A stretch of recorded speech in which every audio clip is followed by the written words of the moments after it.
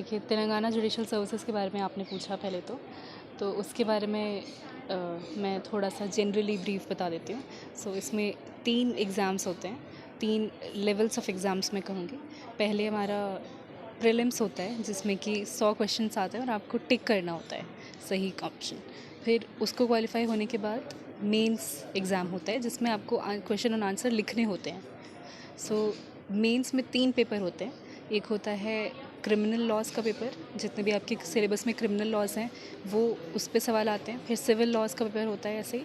और फिर तीसरा होता है लैंग्वेज पेपर, जिसमें तेलुगु की एक रिक्वायरमेंट होती है। तेलुगु, उसमें ट्रांसलेशन इंग्लिश टू तेलुगु पूछा जाता है। फिर उसको भी क्वालिफाई करने के बाद हमारा तीसरा लेवल आता है interview stage. Interview high court जजेस लेते हैं और फिर उसको पास करने के बाद एक जज बन सकते हैं। फिर इसके अलावा आपने पूछा कि हमारे मुसलमानों के लिए और लेडीज़ के लिए ख़ासकर इस फील्ड के बारे में, तो मैं ये कहूँगी कि ये लॉ ही इन जनरल लड़कियों के लिए बहुत अच्छी फील्ड है। ये मैं आपको लगेगा कि मैं एकदम उल्टी बात कह रही हूँ, क्योंकि लोग बोलते हैं कि लड़कियों के लिए नहीं है, लेकिन मेरा मानना है कि ये लड़कियों के लिए बहुत अच्छी फील्ड है। और ख़ासकर एक जज की नौकरी लड़कियों के लिए बहुत अच्छी है, बहुत इज़्ज़त की ज़िंदगी है और लड़कियों के लिए काफ़ी सूटेड है।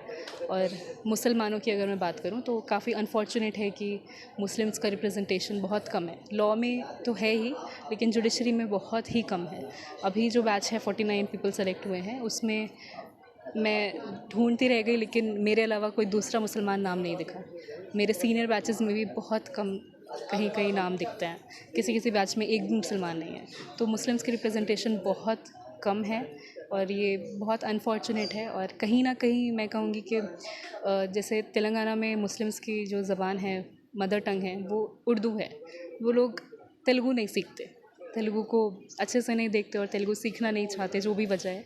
और यहाँ जुडिशरी के एग्ज़ाम में तेलुगु ज़रूरी है, तेलुगु का एक पेपर आपको पास करना है। तो कहीं ना कहीं ये भी एक वजह है कि मुसलमान ज़्यादा आगे नहीं आ पा रहे हैं। तो उनके लिए एक शॉर्ट मैसेज मैं ये कहूँगी कि मैं दिल्ली से हूँ, मैं यहाँ आके किस्मत मुझे हैदराबाद लेके आई। यहाँ आके एग्ज़ाम की रिक्वायरमेंट थी तेलुगु, तो मैंने सीखी।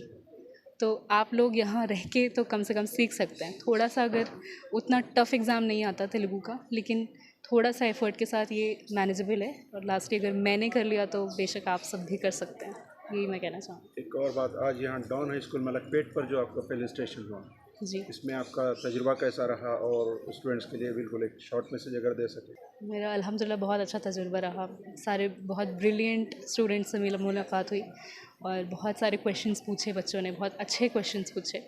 तो तजुर्बा तो माशाल्लाह बहुत अच्छा रहा।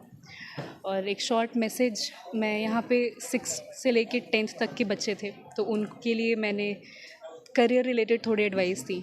मैंने कहा कि आप लोग अपने करियर में एक्सप्लोर करिए। अभी आपकी वो एज है कि आप एक्सप्लोर करिए कि आपको डॉक्टर बनना है, इंजीनियर बनना है। ये 2 ऑप्शंस तो हर कोई बोलते हैं कि हमारी बेटी डॉक्टर बनेगी, हमारा बेटा इंजीनियर बनेगा, लेकिन आप वकील भी बन सकते हैं, वो ऑप्शन भी आप देखें। और मुसलमान होके ख़ासकर ये हम पे एक बड़ी रिस्पॉन्सिबिलिटी या बर्डन समझ लीजिए कि हमें और आगे निकलना है अपनी कम्युनिटी के लिए, अपने खुद के लिए, एक बीइंग अ मुस्लिम। और यहाँ पे ज़्यादातर मुझे गर्ल्स मिली, गर्ल स्टूडेंट्स, तो उनके लिए ख़ासकर और भी ज़्यादा बड़ा एक रिस्पॉन्सिबिलिटी मैं कहूँगी उनके ऊपर है कि एक एवरेज और ऑर्डिनरी से आगे बढ़ के एक्स्ट्रा ऑर्डिनरी बनने का थोड़ा ज़्यादा प्रेशर है।